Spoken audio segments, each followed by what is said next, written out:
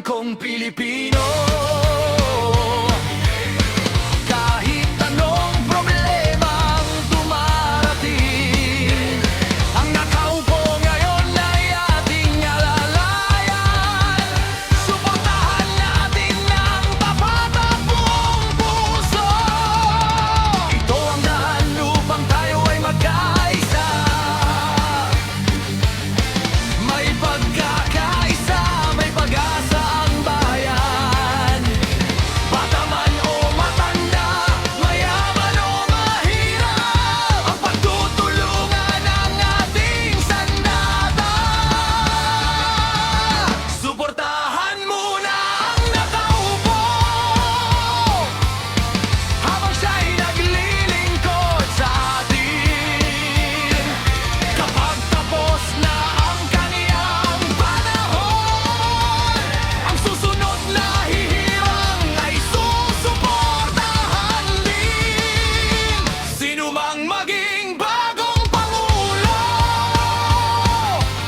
sa susunod na henerasyon ng bayan, siya rin ang ating igagalang at tutulungan. Gogo para sa Pilipinas.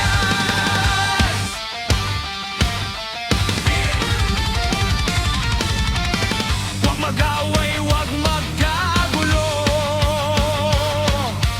Yan ang payo ko sa inyo, mga kaibigan.